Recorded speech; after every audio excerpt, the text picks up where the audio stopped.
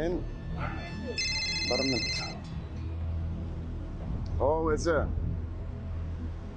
Yok o ece. Yetişem yok. Vaktim yok.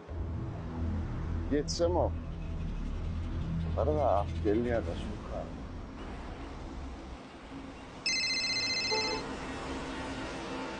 şu. Oo. Kavul olsun ya. Yetişmem mi? Vaktim yok.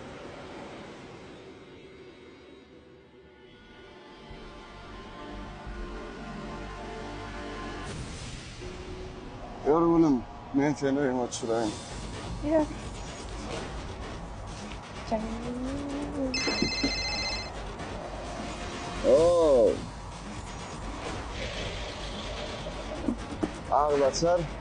Yanım can ettiler onun vaktim yok. O yetişten baran kavul olsun. Şöyle can ettiler o yanım. Görünüp kayda çağıryan olsalar, men öyde oturarım. Öğütsüle. Yanımda baktım marka başkalarda vaktim yok. Geç bağlam otur sana sen. Dur ha bırakın şuraları kömek edeyim ne? Korkmam. Nasılsın? Burada ararsın. Tamam, davul. Yine bir kulama ataşta. Soğuğa mı ataş? Doğun, karaba yetişen o. Karaba yetiştirmene var ya. Amcan, Tanrı elkasın köp. Soğuğa yazılsın.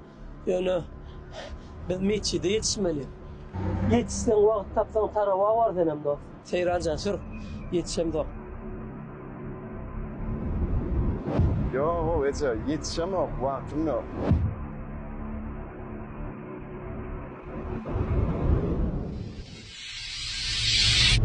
Ağlaşar.